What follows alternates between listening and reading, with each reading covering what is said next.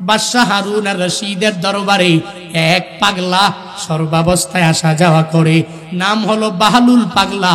এই পাগলা সর্বাবস্থায় আসে আর যায়। বাদশাহ ডেকে বলে, হে আমার কর্মচারীরা, এই বাহলুল পাগলা আমার রাজদরবারের মধ্যে আসবে যাবে, কোনো অসুবিধা নাই, তোমরা কেউ তারে কোনো বাধা দিবা না। তার জন্য 24 ঘন্টা আমার দরওয়াজা ওপেন হয়ে থাকবে, খোলা থাকবে, যে কোনো সময় সে আমার দরবারে চলে আসতে পারবে। বাহলুল পাগলা একদিন আসে আর যায়। এবার বাহলুল পাগলাকে একদিন রাজা ডাইকা নেয়। বাদশাহ ডাকিয়া নিয়া বলে, হে বাদশাহ, হে পাগলা, বাহলুল পাগলা, আমার হাতের মধ্যে এটা কি? বলে আপনার বড় লাঠি। আগের দিনের রাজা বাদশারা এই লাঠিগুলো নিয়া নিয়া মঞ্চের মধ্যে বসে রইতেন, রাজপ্রাসাদের মধ্যে বড় কুরসির মধ্যে চেয়ারের মধ্যে বসে রইতেন, হাতের মধ্যে বড় লাঠি। বাহলুল পাগলার হাতের মধ্যে লাঠিটা দিয়া দিয়া বলে, হে বাহলুল পাগলা, তুমি যাও যাও, এই লাঠিটা নিয়ে তোমারে দিয়া দিলাম, তুমি নিয়ে চলে যাও। বলে, লাঠি আমি কি করব? বাহলুল পাগলা ডেকে বলে, আমি লাঠি দিয়া কই যাব? কারে মারবো, কিভাবে নিব, কারে দিব? বলে, তুমি কি জানো না? বলে, না না। বলে, এই লাঠি তুমি এমন একজন রে দিবা যে তোমার চাইতেও দুনিয়ার লাইনে বড় বোকা, তোমার চাইতেও যে কম বুঝে, ওই লোকটারে পাইলে তুমি লাঠি দিয়া দিবা। বাহলুল পাগলা লাঠি নিয়ে দৌড়াইয়া যায়, লাঠি নিয়ে যায়। এবার বিভিন্ন জায়গায় খুঁজতে আরম্ভ করে দেয়, বিভিন্ন জায়গায় খুঁজি, তার চাইতেও বোকার দুনিয়ার মধ্যে কোথাও খুঁজে পাওয়া যায় কিনা, কোথাও পায় না, সব জায়গায় খুঁজে লাঠিটা কাউরে দিতেও পারে না। কয়েকদিন পর হঠাৎ করে খবর এসে গেল, বাদশাহ হারুন আর রশিদ অসুস্থতার মধ্যে পড়ে গেলেন। বাহলুল পাগলা বাদশার অসুস্থতার কথা শুনিয়া নিজেও বড় পাগল পারা হয়ে গেলেন, দৌড়াইয়া রওনা হয়ে গেলেন, বাদশার দরবারে চলে গেলেন। আর যা বলে, হে বাদশাহ, অসুস্থ নাকি হয়ে গেছেন? আমি জেনে গেলাম।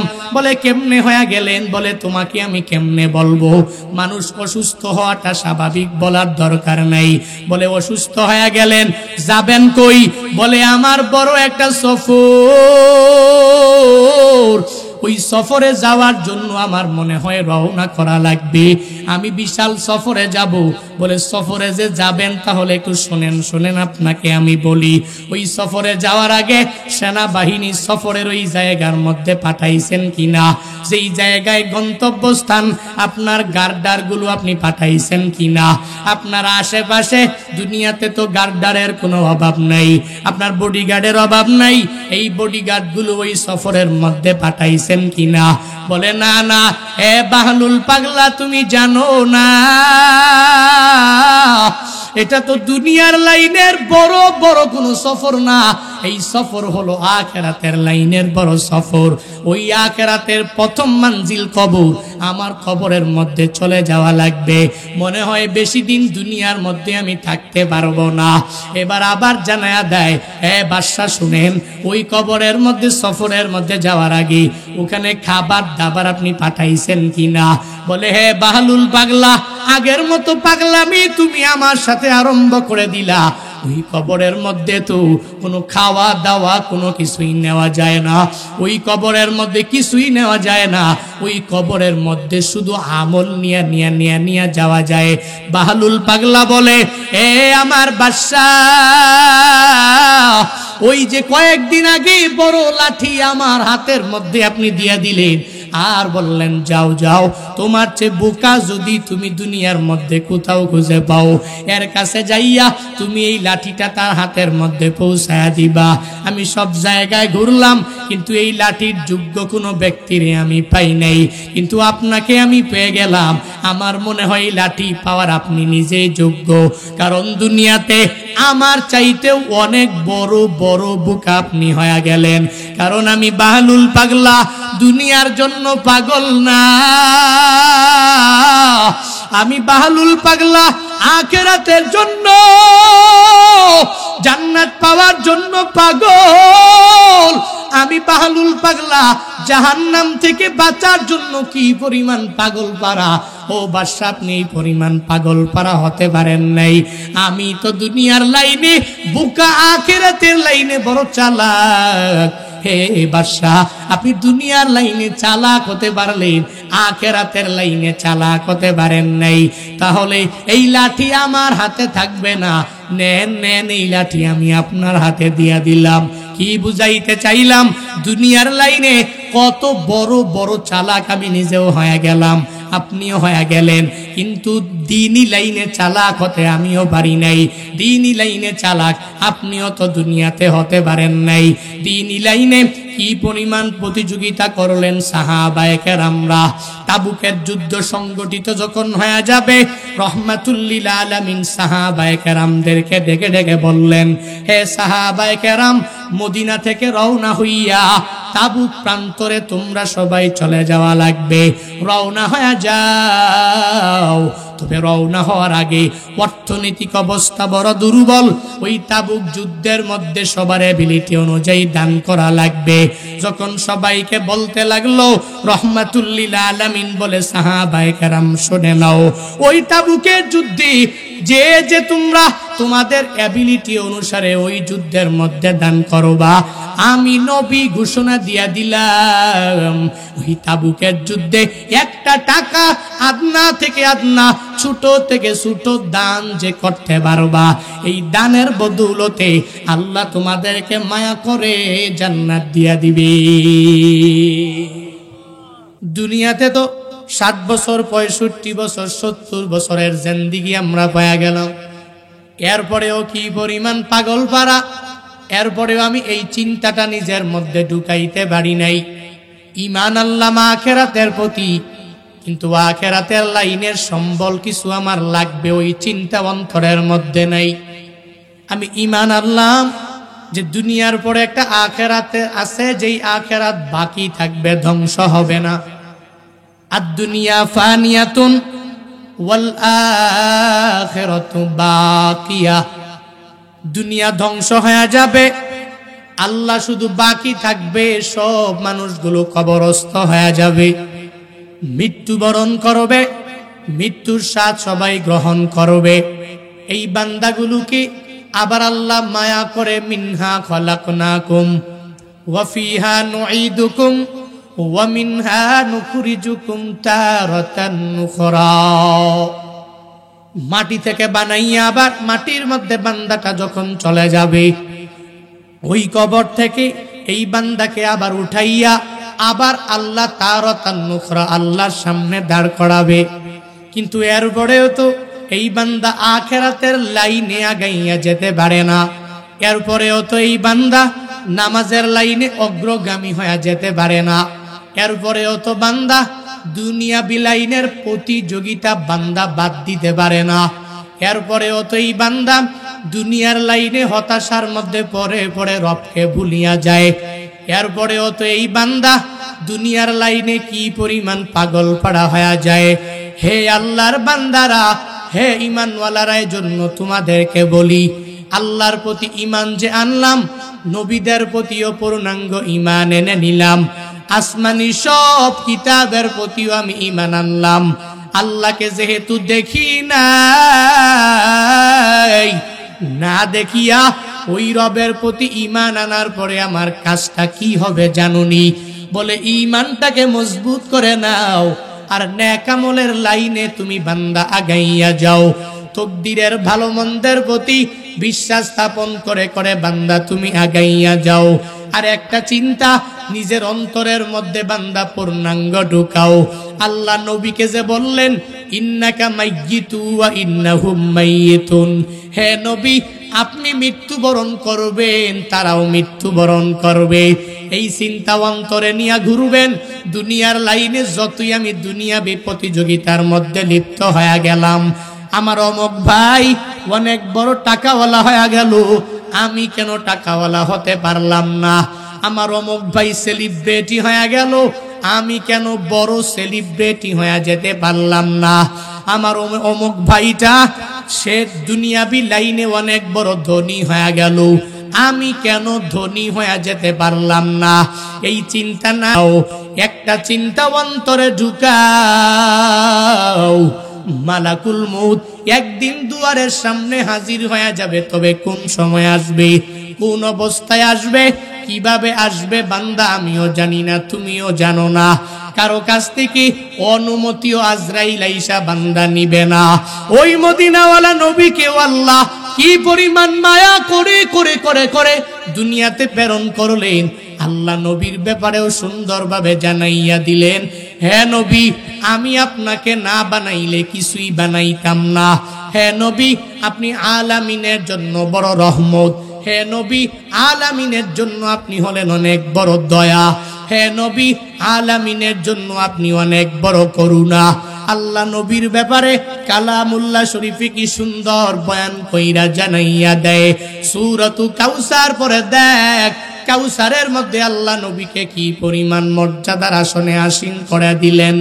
ইন্না আ'তাইনাকাল কাউসার ফাসাল্লি লিরাব্বিকা ওয়ানহার ইন্না শানিআকা হুয়াল আবতার। সূরাতু কাউসারই শেষ না, কালামুল্লাহ শরীফের বিভিন্ন আয়াতের মধ্যে আল্লাহ জানায়া দিলেন, নবী আমি আপনাকে কি পরিমাণ মর্যাদা দিয়া দিলাম, কি পরিমাণ সম্মান দিয়া দিলাম। এর পরেও নবী আপনার মৃত্যুবরণ করা লাগবে। আপনার সামনে মালাকুল মউত একদিন হাজির হয়ে যাবে। নবীর সামনে যদি মালাকুল মউত আসিয়া যায় আর নবীর কাছ থেকে যদি রূহটাকে কবজ করে নিয়ে যায়, এ বান্দা বলো না তোমার কাছে আমার কাছে আসবে না? এই চিন্তা নিয়ে তুমি কেমনে দৌড়াও? তোমার কাছেও আসবে, আমার কাছেও আসবে, পীর সাহেবের কাছেও আসবে, সবার কাছেই আসবে। তবে কোন সময় আসবে জানা নাই। যেহেতু জানা নাই, আল্লাহ এজন্যই তাকিদ দিয়া জানায়া দেয়, নবী আপনি মৃত্যুবরণ করবেন। এরাও পূর্ণাঙ্গভাবে মৃত্যুবরণ করবে। তবে নবীর বেলায় একটা, আমাদের বেলায় হলো আরেকটা। নবীর কাছে আজরাইল আসলেন, অনুমতি নিলেন। আমার কাছে আসবে, অনুমতি নিবেনি? নিবে নাকি? আইসা বলবে, বান্দা 1 মাস পরে তুই দুনিয়া থেকে বিদায় হয়ে যাবা। আমি তোরে বলে গেলাম 1 মাসের মধ্যে তুই গুছাইয়া নাও। এ বান্দা, তোরে আমি 1 বছর সময় দিয়ে দিলাম, তুই 1 বছরের মধ্যে গুছাইয়া নাও। হে বান্দা, আজরাইল আইসা এরকম বলবে না, বরং নবীর বেলায় বললেন, আল্লাহ নবীর কাছে আজরাইল পাঠায়া দিলেন, হে মালাকুল মউত, নবীর দরবারে তুমি চলে যাও। ওই নবী যদি রূহ কবজ করার অনুমতি দেয় তাহলে কবজ করো, বা যদি অনুমতি না দেয় তাহলে রূহটাকে কবজ করার দরকার নেই। আজরাইল নবীর কাছে আসলেন, আয়েশা বললেন, হ্যাঁ নবী আমার, আপনি বলেন আল্লাহ আপনার কাছে আমাকে পাঠিয়েছে। আপনি যদি বলেন রূহটাকে কবজ করার জন্য আমি করব, যদি অনুমতি না দেন আমি রূহটাকে কবজ করব না। রহমাতুল লিল আলামিন বলেন, হে আজরাইল, আমার রূহটাকে কবজ করার আগে আল্লাহর কাছে একটা কথা বলার বাকি আছে। আইনা আখি জিবরাইল, আমার ভাই জিবরাইল কই, তুমি আমায় বলো। বলে, জিবরাইল ফিস সামাইল উলা, প্রথম আসমানের মধ্যে। বলে, জিবরাইলের কাছে যাও আর আমার কাছে নিয়ে আসো। জিবরাইলের মাধ্যমে আল্লাহর কাছ থেকে আমার একটা কথা জানার বাকি আছে। আজরাইল গেলেন, জিবরাইলকে নিয়ে আসলেন। মদিনাওয়ালা নবীর দরবারে জিবরাইল হাজির হয়ে গেল। নবীও চোখের পানি ফালাইয়া কান্দে, জিবরাইলও চোখের পানি ফালাইয়া কান্দে।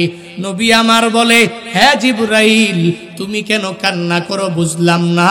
জিবরাইল নবীকে জানায়া দেয়, নবী আপনি কেন কান্না করেন আমি বুঝি না। নবী আবার বলে, জিবরাইল তুমি কেন কান্না করো আমি বুঝি না। আল্লাহর কাছে তুমি কত বড় প্রিয়, তুমি তো কান্না করার কোনো দরকার নাই, তুমি কান্না করো কেন? জিবরাইল আবার নবীকে বলেন, নবী আপনি কান্না করেন কেন? আল্লাহর কাছে আপনি যেই পরিমাণ প্রিয়, আল্লাহর মুলাকাতে আপনি চলে যাবেন, কান্না করার কোনো মানে হয় না। বারংবার যখন নবীকে বলতে লাগলেন, নবী বলতে চায় না। নবী বলে, জিবরাইল তুমি আমায় আগে বলো, তুমি কেন কান্না করো জানাইয়া দাও। জিবরাইল বলে, পয়গম্বর আল্লাহ যে আমাকে নিযুক্ত করেছে, সব পয়গাম্বরের কাছে আল্লাহর পক্ষ থেকে আমি ওহী নিয়ে আসলাম। সব পয়গাম্বরের কাছে আমি জিবরাইলের দায়িত্ব হলো ওহীগুলো নিয়ে আসা। হে নবী, আমি আপনার কাছে যতবার আসলাম, কোন নবীর কাছে আমি এতবার আসি নাই। সব নবীর কাছে কারো কাছে 10 বার, কারো কাছে 15 বার, কারো কাছে 20 বার, কারো কাছে 25 বার, কারো কাছে 30 বার আমি চলে আসলাম। কিন্তু হে নবী আমার, আল্লাহর পক্ষ থেকে আমি আপনার কাছে এসেছি 10 বার না, 20 বার না, 30 বার না। আপনার কাছে আমি আল্লাহর পক্ষ থেকে ওহী নিয়ে আসছি 24,000 বার। ও নবী, আল্লাহর মুলাকাতে আপনি চলে যাবেন,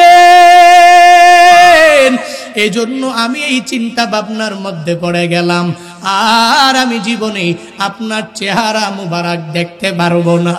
ও নবী, আল্লাহর মুলাকাতে যাবেন, আপনার মায়ায় পরে পরে আমি চোখের পানি ফালাইয়া কান্দি। এবার জিবরাইল বলে, হে নবী, আপনি কান্না করেন কেন? রহমাতুল লিল আলামিন ডেকে বলে, হে ভাই আমার জিবরাইল, আমি আল্লাহর মুলাকাতে চলে যাব, তবে আমার গুনাহগার উম্মতের কি উপায় হবে? আমি চলে যাব, কোনো অসুবিধা নাই, কিন্তু আমার উম্মতের উপায়টা কি হবে জানাইয়া দাও। তুমি আল্লাহর দরবারে যাও, ওই রবের দরবারে গিয়া তুমি জানাইয়া দাও, যতক্ষণ পর্যন্ত আল্লাহ আমার উম্মতের জিম্মাদারি না নিবে, ততক্ষণ পর্যন্ত আমি নবী অনুমতি দিব না। রূহ কবজ করার জন্য জিবরাইল আল্লাহর কাছে চলে গেলেন। আল্লাহর কাছে যা বলে, ও দয়ার মালিক, আপনার নবী রূহ কবজ করতে দেয় না। কেন কেন কেন? বলে, নবী তো নবীকে তো উঠাইয়া নিয়ে যাবেন, তবে উম্মতের কি উপায় হবে নবী জানতে চায়। আল্লাহ বলেন, যাও যাও, ওই নবীর দরবারে তুমি চলে যাও, নবীকে গিয়ে গিয়ে তুমি জানাইয়া দাও, নবী চলে আসবে, কোনো অসুবিধা নাই, নবীর রূহ কবজ হয়ে যাবে, কোনো অসুবিধা নাই, তবে নবীর উম্মতের জিম্মাদারি আমি আল্লাহ নিজেই নিয়ে নিলাম। জিবরাইল আসলেন, আজরাইল নবীর সামনে হাজির। এবার রহমাতুল লিল আলামিন বলে, হে ভাই আমার আজরাইল, তুমি আমার রূহটাকে কবজ করে নাও, কোনো অসুবিধা নাই। আমার উম্মতের চিন্তা যেহেতু আল্লাহ নিয়ে নিল, আমার উম্মতের জিম্মাদারি যেহেতু আল্লাহ নিয়ে নিল, কোনো অসুবিধা নাই। হে আজরাইল, এবার তুমি আমার রূহটাকে কবজ করে নিতে পারো। আজরাইল রহমাতুল লিল আলামিনের দেহ মুবারকের, বুক মুবারকের উপরে যখন 2টা হাত রাখলেন, নবী আমার বলে, হে ভাই আমার আজরাইল, তুমি আমার রূহটাকে কবজ করার জন্য আমার বুকের মধ্যে যে হাতটা রাখলা, আমার মনে হয় আমার পুরো বুকটার মধ্যে আসমান জমিন তুমি উঠাইয়া দিলা। তবে তুমি আমায় জানায়া দাও, আমার উম্মতেরা আমি নবীর জন্য কি পরিমাণ পাগল পাড়া হয়ে যাবে। আমি নবী থাকবো মদিনা, বাংলাদেশ কত দূর, এই দেশের মধ্যে থাকিয়াও এই উম্মতেরা নবীর জন্য কি পরিমাণ পাগল পারা হয়ে যাবে। বলে, নবীর রওজা ছাড়া ভাল লাগে না, নবীর দেশে যে বারবার যাইতে বান্দার মন চায়। হে আমার ভাই আজরাইল, জিবরাইল, তুমি আমায় জানায়া দাও, আমার উম্মতের বেলাও কি একই রকম হয়ে যাবে? আমার এই উম্মতেরা তো আমার জন্য বড় পাগল পারা হয়ে যাবে, ওই উম্মতের রূহটাকে কবজ করতে কি এই পরিমাণ কষ্ট হয়ে যাবে? আজরাইল বলে, নবী না না, আপনার উম্মতের বেলা কষ্ট হবে না। কোন উম্মতের জন্য? বলে, যেই উম্মতেরা দুনিয়াতে নামাজ বাদ দেয় না, যেই উম্মতেরা দুনিয়াতে রোজা বাদ দেয় না, যেই উম্মতেরা দুনিয়াতে নেক আমলের লাইনে অগ্রগামী হয়ে যায়, যেই উম্মতেরা আল্লাহর কথা মানিয়া মানিয়া দুনিয়াতে চলে, যেই উম্মতেরা আল্লাহর নিষেধগুলো থেকে নিজেকে বিরত রাখিয়া চলে, ওই উম্মতের কষ্ট হবে না, হবে না, হবে না, হবে না। বরং আমি তার রূহটাকে যখন কবজ করব তখন তার কোনো কষ্ট হবে না। কেমন হবে জানেননি নবী আমার? কেমন হয়ে যাবে বলে, ছোট্ট একটা বাচ্চা যখন মায়ের কুলের মধ্যে দুধ পান করে, ওই ছোট্ট বাচ্চাটার যেরকম কোনো চিন্তা নাই, কোনো টেনশন নাই, বলে যেই বান্দা দুনিয়াতে মুমিনে কামেল হয়ে যাবে, আর রূহটা যখন কবজ করা হবে, ছোট্ট বাচ্চা দুধ পান করা অবস্থায় যেরকম কোনো চিন্তা নাই, কোনো কষ্ট হয় না, ঠিক তদ্রূপ ভাবে ওই মুমিনে কামেলের রূহ কবজ করার সময় ওই পরিমাণ কষ্ট হবে না। তবে হে নবী আমার, কার জন্য কষ্ট হয়ে যাবে জানেননি? বলে কার জন্য? বলে যেই বান্দা দুনিয়াতে নামাজও পড়ে নাই, রোজাও রাখে নাই, নেক আমলের লাইনে অগ্রগামী হয়ে যায় না, সে হুজুরের কথাগুলোকে ইগনোর করিয়া চলে গেল আরেক দিকে, সে নিজের মতো করে চললো, সবাইর নিয়ে বদনাম করলো, গীবত শিকায়াতের মধ্যে দুনিয়াতে লিপ্ত হয়ে গেল, দুনিয়া বিলাইনের প্রতিযোগিতার মধ্যে এই বান্দাটা লিপ্ত হয়ে গেল। এই বান্দা দ্বীনি লাইনের প্রতিযোগিতায় লিপ্ত হতে পারে নাই, নামাজ রোজা নেক আমলের লাইনে অগ্রগামী হয়ে যেতে পারে নাই। এদের রূহটাকে কেমনে কবজ করা হবে? বলে বান্দা, এদের রূহটা কেমনে কবজ করা হবে জানোনি? বলে জীবন্ত একটা খাসি, ওই খাসিটাকে জবাই করে নাই, ওই খাসিটাকে যদি উল্টো যদি তার চামড়াটাকে ছিলা হয়, কি পরিমাণ কষ্ট হয়ে যাবে।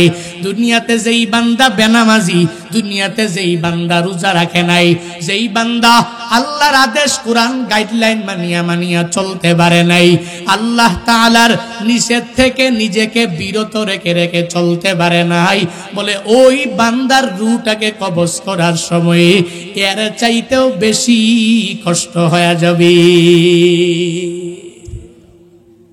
নাউজুবিল্লাহ পড়ে না? আরো জোরে পড়ে নাউজুবিল্লাহ। সব কথার মূলে একটা হলো, মরা লাগবে কি লাগবে না? তবে কখন মরবো জানা আসেনি, শুধু জানতো নবী আর আদম। আদম নবী জানতো কবে মরবো। মদিনাওয়ালা নবীর কাছে মালাকুল মউত আসছেন অনুমতি নেওয়ার জন্য, নবী জানতেন। আর পৃথিবীর কেউ জানবে আমি বড় হুজুর, আমি টাকাওয়ালা, আমি বাড়ির মালিক, আমি গাড়ির মালিক, আজরাইলকে কিছু টাকা পয়সা দিয়া এরপরে আমার কাছে ঘুষ টুস খাওয়া বলবো যে তুই 1 মাস পরে আসিস, আমি একটু নেক আমল টাকামল করে নেই, এরপরে তুই আবার নিয়ে যাইস, রূহ কবজ করিস, হবে নি? বলেন বলেন। ইন্নাকা মাইয়িতু ওয়া ইন্নাহুম মাইয়িতুন। ম্যান ইজ মর্টাল, মানুষ মরণশীল, মৃত্যুবরণ করবে, নেচারা করবেই, প্রত্যেকটা ব্যক্তি জানে। কিন্তু শিক্ষা কোন জায়গায়, কিন্তু কোন সময়ে মরবো জানা আছে নাই। এখন যেহেতু জানা নাই, এরপরেও কেন বলি, এখন কেন পড়বো, কালকে থেকে পড়ি না। আহা, এখন কেন রাখবো, কালকে থেকে রাখি না। এখন কেন নেক আমল করব, কালকে থেকে করি না। এখন কেন নেক আমলের লাইনে অগ্রগামী হয়ে যাব, কালকে থেকে করি, পরশু থেকে করি, 1 বছর পরে থেকে করি, বৃদ্ধ হয়ে গেলে করি। হায় হায় হায় হায় না। ওয়াসারিউ ইলা মাগফিরাতিম মির রাব্বিকুম ওয়া জান্নাতিন আরদুহাস সামাওয়াতু ওয়াল আরদ উইদ্দাত লিল মুত্তাকিন। কথাকার জোরে বলেন, কথাকার। আল্লাহ বলেন, তুই রবের ক্ষমার দিকে দৌড়ে যাও ও অনতি বিলম্বে যাও। সারিউ ইলা মাগফিরাতিম মির রাব্বিকুম ওয়া জান্নাহ, ওই জান্নাতের দিকে তুই দৌড়ে যাও।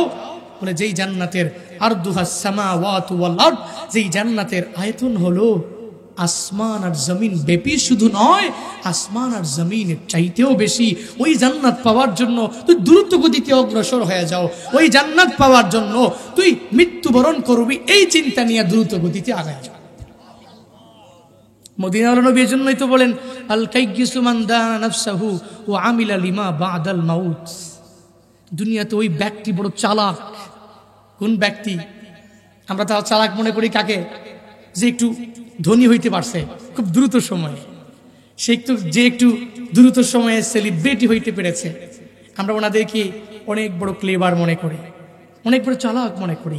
কিন্তু না, মদিনাওয়ালা নবীর কথা, চালাক কারা? বলে চালাক তো তারা যারা নিজেরে নিজে চিনে,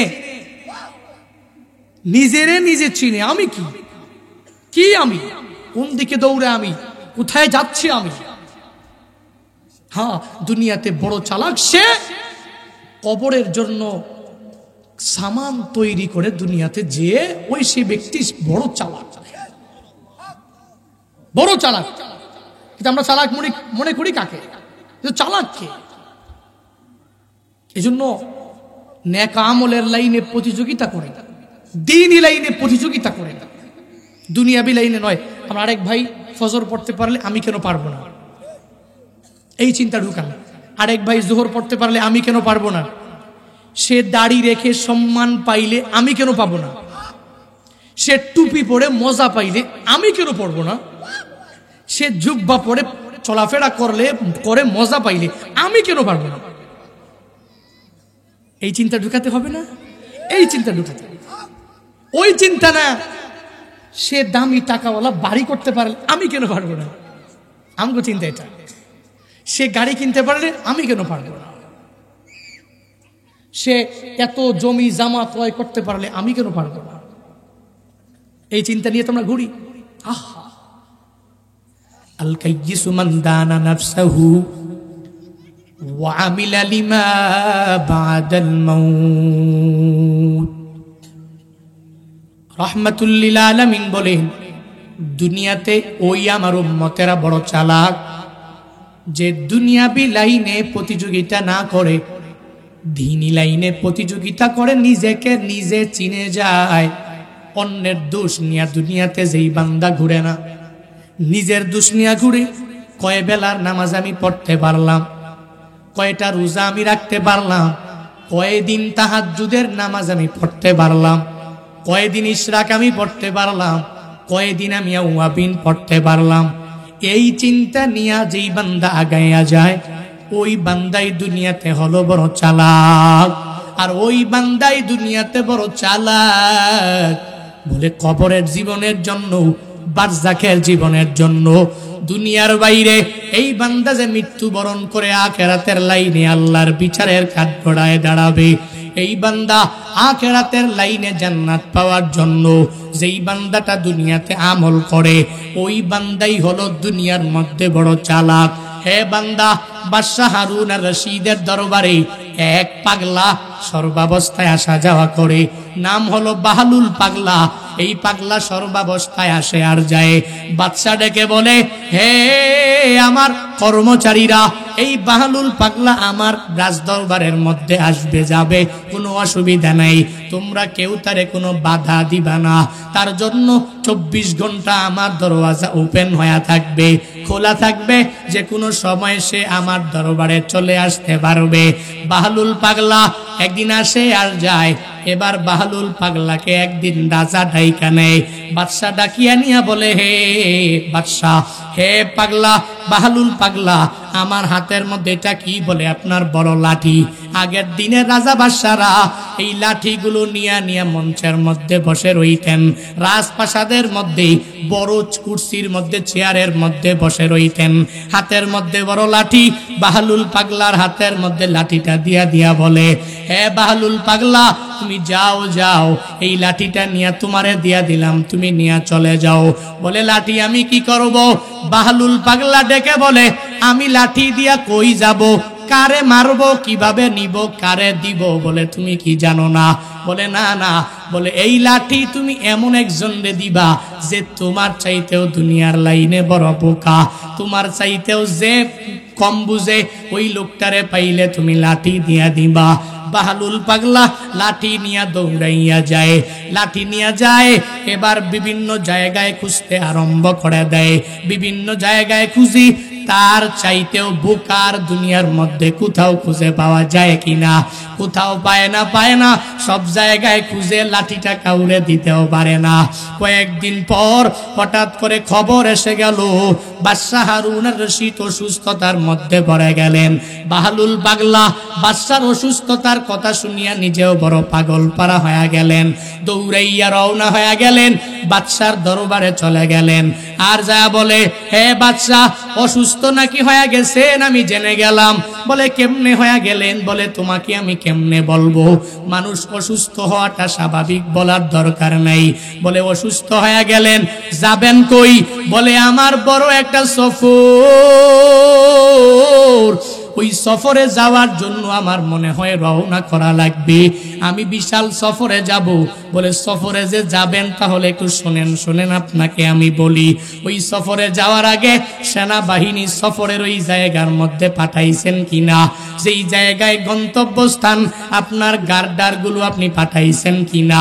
আপনার আশেপাশে দুনিয়াতে তো গার্ডারের কোনো অভাব নাই, আপনার বডিগার্ডের অভাব নাই। এই বডিগার্ড গুলো ওই সফরের মধ্যে পাঠাইছেন কিনা? বলে, না, এ বাহলুল পাগলা, তুমি জানো না, এটা তো দুনিয়ার লাইনের বড় বড় কোনো সফর না। এই সফর হলো আখিরাতের লাইনের বড় সফর। ওই আখিরাতের প্রথম মঞ্জিল কবর। আমার কবরের মধ্যে চলে যাওয়া লাগবে। মনে হয় বেশি দিন দুনিয়ার মধ্যে আমি থাকতে পারবো না।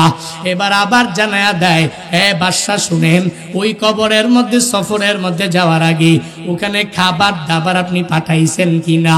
বলে, হে বাহলুল পাগলা, আগের মতো পাগলামি তুমি আমার সাথে আরম্ভ করে দিলা। ওই কবরের মধ্যে তো কোনো খাওয়া দাওয়া কোনো কিছুই নেওয়া যায় না। ওই কবরের মধ্যে কিছুই নেওয়া যায় না। ওই কবরের মধ্যে শুধু আমল নিয়ে যাওয়া যায়। বাহলুল পাগলা বলে, এ আমার বাদশাহ, ওই যে কয়েকদিন আগে বড় লাঠি আমার হাতের মধ্যে আপনি দিয়ে দিলেন, আর বললেন যাও, তোমার চেয়ে বোকা যদি তুমি দুনিয়ার মধ্যে কোথাও খুঁজে পাও, এর কাছে যাইয়া তুমি এই লাঠিটা তার হাতের মধ্যে পৌঁছায়া দিবা। আমি সব জায়গায় ঘুরলাম, কিন্তু এই লাঠির যোগ্য কোনো ব্যক্তিরে আমি পাই নাই, কিন্তু আপনাকে আমি পেয়ে গেলাম। আমার মনে হয় এই লাঠি পাওয়ার আপনি নিজেই যোগ্য, কারণ দুনিয়াতে আমার চাইতেও অনেক বড় বড় বোকা আপনি হয়ে গেলেন। কারণ আমি বাহলুল পাগলা দুনিয়ার জন্য পাগল না,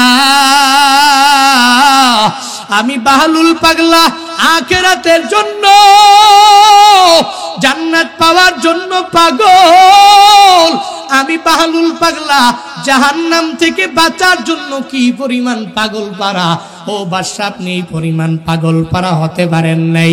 আমি তো দুনিয়ার লাইনে বোকা, আখিরাতের লাইনে বড় চালাক। হে বাদশা, আপনি দুনিয়ার লাইনে চালাক হতে পারলেন, আখিরাতের লাইনে চালাক হতে পারেন নাই। তাহলে এই লাঠি আমার হাতে থাকবে না। নেন, এই লাঠি আমি আপনার হাতে দিয়া দিলাম। কি বুঝাইতে চাইলাম? দুনিয়ার লাইনে কত বড় বড় চালাক আমি নিজেও হয়ে গেলাম, আপনিও হয়ে গেলেন, কিন্তু দ্বীনি লাইনে চালাক হতে আমিও পারি নাই। দ্বীনি লাইনে চালাক আপনিও তো দুনিয়াতে হতে পারেন নাই। দ্বীনি লাইনে কি পরিমাণ প্রতিযোগিতা করলেন সাহাবায়ে কেরামরা। তাবুকের যুদ্ধ সংগঠিত যখন হয়ে যাবে, রহমাতুল্লিল আলামিন সাহাবায়ে কেরামদেরকে ডেকে ডেকে বললেন, হে সাহাবায়ে কেরাম, মদিনা থেকে রওনা হইয়া তাবুক প্রান্তরে তোমরা সবাই চলে যাওয়া লাগবে। রওনা হয়ে যাও।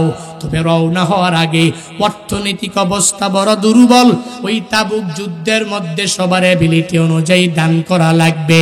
যখন সবাইকে বলতে লাগলো, রহমাতুল্লিল আলামিন বলে, সাহাবায়ে কেরাম শুনে নাও, ওই তাবুকের যুদ্ধে যে তোমরা তোমাদের এবিলিটি অনুসারে ওই যুদ্ধের মধ্যে দান করবা, আমি নবী ঘোষণা দিয়া দিলাম, ওই তাবুকের যুদ্ধে একটা টাকা আদনা থেকে আদনা, ছোট থেকে ছোট দান যে করতে পারবা, এই দানের বদৌলতে আল্লাহ তোমাদেরকে মায়া করে জান্নাত দিয়া দিবে।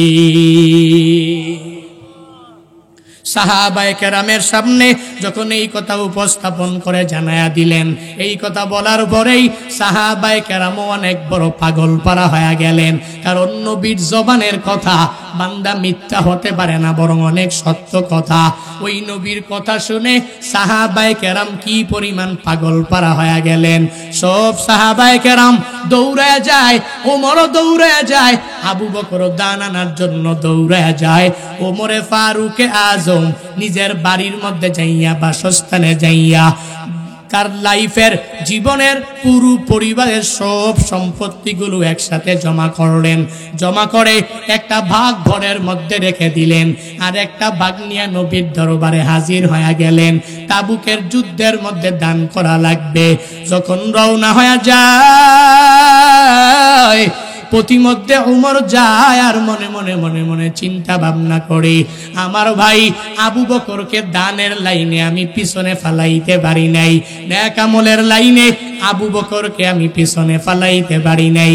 আজকে আমি দান করব, এই দান করিয়া করিয়া আবু বকরকে পেছনে ফালাইয়া আমি উমর আজকে নবীর সামনে প্রথম স্থান আমি অধিকার করে ফেলবো। সব সম্পত্তি নিয়ে নিয়া নবীর দরবারে হাজির হয়ে যায়। ওদিকে সব সাহাবায়ে কেরাম নবীর দরবারে তাবুকের যুদ্ধে যার যার এবিলিটি অনুসারে নিয়ে হাজির হয়ে যায়। রহমাতুল্লিল আলামিন মসজিদে নববীর মধ্যে বসিয়া সব সাহাবায়ে কেরামের দান এক এক করে অ্যাকসেপ্ট করতে লাগলো। একজনে দান করে নবী তার জন্য বরকতের দোয়া করে দেয়। এবার ওমরে ফারুক যখন দানগুলো নবীর সামনে দিয়া দেয়, নবী আমার ওমরকে ডেকে বলে, হে ওমর, তোমার ঘরের মধ্যে তুমি কি রাখলা আর কি আমার জন্য নিয়ে আসলা? ওমর ডাক দিয়া বলে, ও পয়গম্বর, আমি উমর যখন আপনার জবান থেকে শুনে গেলাম, ও নবী আমার, তাবুক যুদ্ধের মধ্যে যদি দান করু তাহলে আল্লাহ তোমাকে জান্নাত দিয়া দিবে। আপনার মুখ নিশ্চিত এই দামি কথা শোনার পরে নিজেকে আর ধরে রাখতে পারি নাই। সব সম্পত্তিগুলো একসাথে জমা করে নিলাম। একটা ভাগ আমি আমার ঘরের মধ্যে রাখিয়া আর একটা ভাগ নিয়ে নবী আপনার দরবারে হাজির হয়ে গেলাম। নবী ওমরের জন্য বরকতের দোয়া করে দিলেন। এবার আবু বকরকে জিগায়, হে আবু বকর, ওই যুদ্ধে দান করার জন্য তুমি কি নিয়ে আসলা আর কি তোমার ঘরের মধ্যে তুমি রেখে আসলা? আবু বকর রহমাতুল্লিল আলামিনকে বলে, ও নবী আমার, আমি আবু বকর আপনার মুখ নিশ্চিত বাণী শোনার পর আমি আমার নিজের বাড়ির মধ্যে চলে গেলাম। ওখানে যাইয়া আমার জীবনের সব সম্পত্তিগুলো আমি নিয়ে নিলাম, একটা ভাগও করি নাই। ও নবী, এই সব সম্পত্তিগুলো নিয়ে আপনার দরবারে আমি এখনই হাজির হয়ে গেলাম। এখন আর ঘরে আমার কেউ নাই, এখন বাকি আছে ঘরে আল্লাহ আর পয়গম্বর। ওমরে ফারুকে আজম দুনিয়ার মানুষদেরকে ডেকে ডেকে ডেকে ডেকে জানায়া দেয়, হ্যাঁ দুনিয়ার মানুষেরা শুনো, আমি ওমরে ফারুক যদি আবু বকরকে দানের লাইনে নয়, আমলের লাইনেও যদি মৃত্যু পর্যন্ত আমি যদি প্রতিযোগিতা করতে যাই, তাহলে কশিনকালেও আমি আবু বকরকে দানের লাইনে প্রতিযোগিতা করে পিছনেও ফালাইতে পারবো না। আমি ওমর একবারের জন্য প্রথম হতে পারবো না। আবু বকরের জিন্দেগি, ওমরে ফারুকের জিন্দেগি কি পরিমাণ দ্বীনি লাইনে এরা প্রতিযোগিতা করলেন। একজনে আর একজনে দেখলেই জিগায়, আজকে তাহাজ্জুদের নামাজ কয় রাকাত পড়লা? একজনে আর একজনের দেখলেই জিগায়, ইশরাকের নামাজটা তুমি কয় রাকাত পড়লা? আজকে আউয়াবিন কিভাবে পড়লা, কয় রাকাত পড়লা? নামাজের মধ্যে সূরাটা কত পরিমাণ বড় করে নিলা। কিন্তু আমরা কি করলাম? একজনে আর একজনে দেখলেই কি বলতে লাগলাম, এ ভাই আমার, তুমি আমায় বলো না তুমি দুনিয়ার লাইনে কি কি করলা? কেমনে ধনী হয়ে গেলা, কেমনে টাকাওয়ালা হয়ে গেলা, কেমনে দামি বাড়ির মালিক হয়ে গেলা, কেমনে গাড়ির মালিক হয়ে গেলা, কেমনে 7 গুন্ডা 8 গুন্ডা 10 গুন্ডা জমি ক্রয় করলা, কেমনে কেমনে করলা। তখন বিভিন্ন মানুষের কাছ থেকে দুনিয়ার লাইনে অগ্রগামী হওয়ার জন্য, দুনিয়ার লাইনে অগ্রসর হওয়ার জন্য কি পরিমাণ পাগল পারা আমরা হয়ে গেলাম। হে কচুয়ার মুসলমানেরা, হে উজানির পাশের এলাকার মুসলমানেরা, হে আল্লাহওয়ালাদের মাকবারার পাশের গ্রামের মানুষেরা, হে বান্দারা, তোমাদেরকে বারংবারের জন্যই তো বলি, দুনিয়ার লাইনে কত কিছুই তো বান্দা তোমরা করলা। না না, ওই মায়ের দিকে তাকায়া দেখো, মাটা কবরের মধ্যে চলে গেল। বাবার দিকে তাকায়া দেখো, বাবাও কবরের মধ্যে চলে গেল। দাদার দিকে বান্দা তুমি তাকায়া দেখো, তোমার মতো একদিন কি পরিমাণ যুবক সে ছিল, আসে নাই, দুনিয়ার বাড়ি থেকে বিদায় নিয়ে চলে গেল। তোমার দাদিটাও চলে গেল, এত সুন্দরী নানিটাও তোমার চলে গেল, এত সুন্দর চেহারাওয়ালা তোমার নানাটাও দুনিয়া থেকে বিদায় নিয়ে চলে গেল। তুমি যাইবা না এর গ্যারান্টি তো বান্দা নাই। হে যুবকেরা, ওয়াজ মাহফিল শুধু করাইলেই হবে না, বলে হুজুর হাদিয়া দিয়া দিলাম, দোয়া কইরা দিবেন। শুধু হুজুর আপনারে মহাব্বত করলাম, ভালোবাসলাম, এতটুকু করলেই হবে না, বরং যৌবনকালের এই সময়টা এখনই নামাজের লাইনে আগাইয়া যাওয়া লাগবে, রোজা রাখার লাইনে তোমার আগাইয়া যাওয়া লাগবে, নেক আমলের লাইনেও তোমার আগাইয়া যাওয়া লাগবে। ওই কলরবের এক শিল্পী মাহফুজুল আলমের দিকে তাকায়া দেখ, এই বান্দা বিয়ে করবে এমন শিল্পী নাই। আমাদেরকেও পর্যন্ত দাওয়াত দিয়া দিল, জানাইয়া দিল, হে জুনায়েদ নরসিংদীতে বিয়ে করব, তোমারে দাওয়াত দিব, তোমার বিয়ে আমারে দাওয়াত দিবা, কুমিল্লায় আসবো, দেখবো সুন্দর করিয়া। সবাইকে বলতে লাগলো সুন্দর বিয়া করবে, টাইলস করা বিল্ডিং ও আল্লাহর এই বান্দা বানাইলো। এই বান্দা নরসিংদীর মধ্যে দামি এক বিল্ডিং বানাইয়া, তাকাইয়া দেখ, কোরবানির 2 দিন আগে দুনিয়া থেকে বিদায় নিয়ে চলে গেল। বান্দা জানতো না এই সময় বান্দার মরণ হয়ে যাবে, বান্দা জানতো না এই বান্দা যে বিয়াও করতে পারবে না, বিয়ার পিড়িতে বসার আগেই দুনিয়া থেকে বিদায় নিয়ে চলে যাবে। আমারও গ্যারান্টি নাই, যে কোনো সময়ে দেখবা জুনায়েদ আল হাবিব দুনিয়া থেকে বিদায় নিয়ে চলে গেল। এ বান্দা, তোমারও গ্যারান্টি নাই, বিভিন্ন মাধ্যমে আমি জানতে পারবো, তুমিও নাই। সবাই এক এক এক এক করে দুনিয়া থেকে বিদায় নিয়ে চলে যাবে। তোমার মা যেই লাইনে, বাবা যেই লাইনে, দাদা যেই লাইনে, দাদি যেই লাইনে, ওই লাইনে তুমিও একদিন ওই লাইনের প্রতীক হয়ে যাওয়া লাগবে। তবে ওই সময়ের আগে আগে ওই কবরের জন্য সামান তৈরি করে নাও। ওই কবরে যাওয়ার আগে নেক আমল করে করে করে বান্দা তুমি আগেইয়া যাও। ওই কবরে যাওয়ার আগে ঈমান নিয়া নেক আমলের লাইনে নামাজ পড়ে রোজা রেখে নেক আমল করে করে কোন কোন বান্দা ওই কবরে যাওয়ার আগে ঈমান নিয়া নিজেরে মুসলমান বানাইয়া তারপরে কবরে যাইতে চাও, মালাকুল মউতের সামনে হাজির হইতে চাও।